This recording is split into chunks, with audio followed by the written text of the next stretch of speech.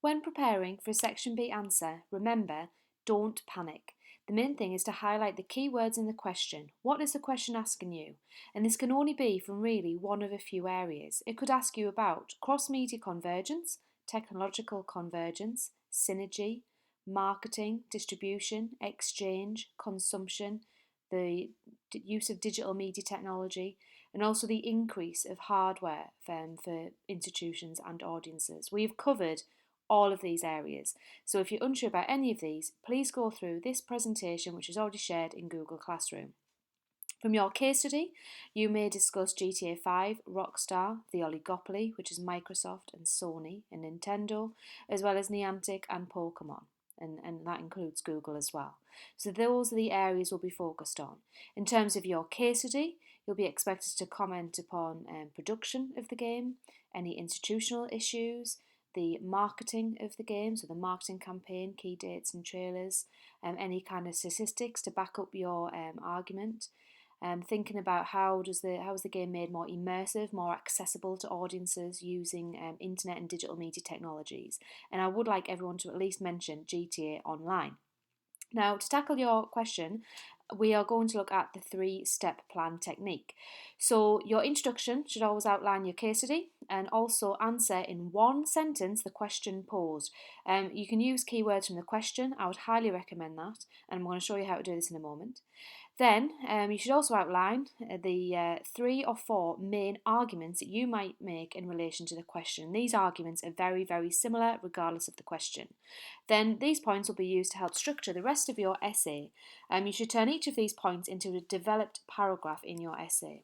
So for example, your introduction, you can use a generic introduction, such as, Rockstar, a third-party, vertically integrated games developer, etc. But you must, in your introduction, answer the question in one sentence.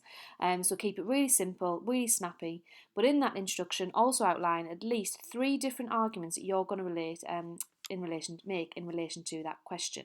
Then this will help structure your answer. So if you do panic in the exam, then you know that each paragraph is made up of that argument. So paragraph 1, you'll make your first argument point and then back up with examples from both GTA 5 and Pokemon. I would say predominantly GTA 5 will be your main focus, Pokemon will be the compare and contrast element of your essay. With GTA 5, try and make about 3 points to back up your argument, then make 1 point from Pokemon. Paragraph 2, you would then make your second argument point and then give your evidence. So everything should be backed up and linked together in relation to the argument to the question. You repeat that 3 times, you should have 3 chunky paragraphs, and then you should do a conclusion. So your conclusion should summarise your argument and also provide any challenges to this, and think predominantly about the future. So for me, the future might be more additional content in GTA Online. Is this a new plan for Rockstar just to use digital distribution in future because the audience is predominantly online? You've got Red Dead 2, which is going to be released in fall of this year, so autumn. Pokemon Go, will they kind of continue to release new sets of Pokemon? How will they maintain that desired creation around their game? So the conclusion will always be pretty similar. The perfect paragraph, this will make you hungry. This is like a burger. So once you've done your introduction, you start your paragraph. Your first sentence is that main idea, that main argument point. Then you're going to add the detail. So I would mention at least 3 or 4 points of detail to kind of add to the centre of your burger. And then the 5th sentence, as it says there, should relate back to the main question. So again, you're drawing everything into that main question. Avoid the scattergun approach.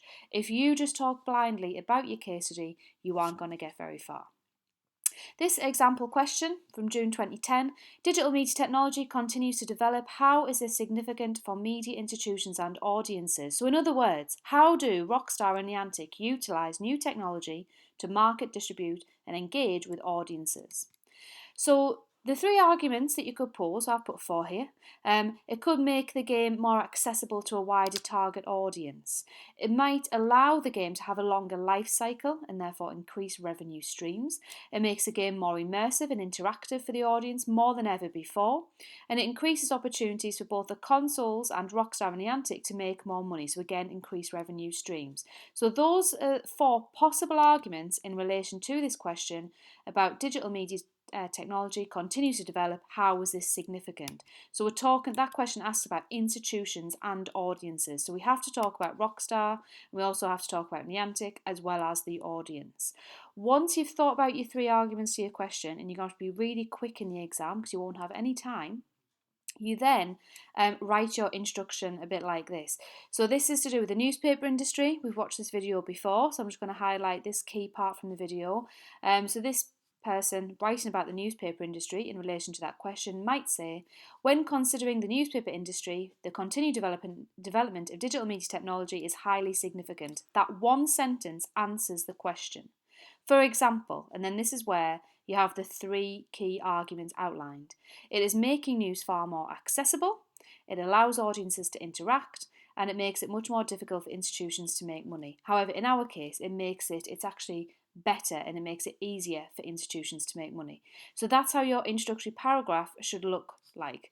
The only thing I would add to that is just maybe a little bit of background about Rockstar being a global, highly successful, vertically integrated video games developer.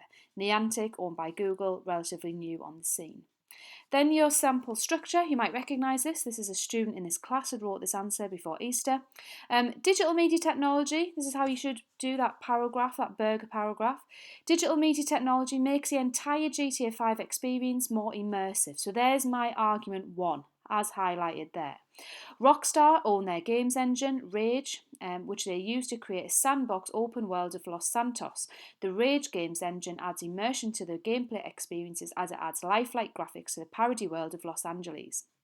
Rockstar also use physics engines such as Bullet and Euphoria. The Bullet engine focuses on making the weaponry more true to life, and Euphoria, in conjunction with motion capture technology, add realism to the characters with a natural motion, and this helps make the characters more lifelike and immersive. So the way I would end that paragraph would be perhaps to add a bit about Pokemon Go. So you could then say, in contrast, Pokemon Go makes the game highly immersive due to the expert use of GPS and augmented reality technology on users' mobile phones. This immerses the audience in the game as they can view the Pokemon in the real world wherever they are. This is exciting and could be why the game has amassed 650 million downloads to date. However, this immersion could be seen as short-lived, as by September 2016, the app had lost 79% of users. So by starting my paragraph off with that opening line, which links into the key argument, then I've backed that up with some examples from the case study. And I've also included Pokemon Go in contrast to GTA 5. And that would be a perfect structure to follow. Okay, now in terms of that question, the examiners would be looking for your discussion of digital technologies and how they're used in the production and marketing. They would expect you to discuss how important these were in relation to consumption, which is how we play the game, exchange content in the game, etc., marketing the game. They'd expect you to discuss and exemplify a range of technologies and how these are used, and also how audiences use and consume their products. So that would be a really good start to a Section B answer. So now it's over to you. Remember, if we go back to the 3-step plan, introduction, paragraph 1, paragraph 2, paragraph 3, and then finally a conclusion. Now, in terms of key questions, the past questions we've had are here. So you can see we've had discuss the ways in which media products are produced and distributed, how important is technological convergence, digital media technology continues to develop, how is this significant, discuss the issues raised by media ownership.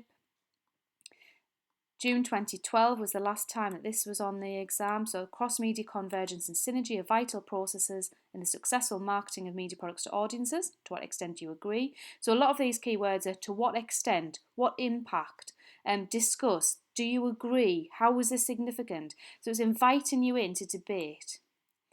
And obviously the last question, June 2016, was to what extent has the internet played a significant role in the marketing and exchange of media products in the area you have studied? So you really must make yourself familiar with the key areas of the question, because any of these areas could come up on the exam. I'm just going to find these now for you in this presentation, which is also shared in the Google Classroom. So these are the key areas we need to make sure we're prepared for. Media ownership, new technology, media convergence, synergy, internet, digital distribution, exchange. And I've also shared with you in the classroom the key arguments here.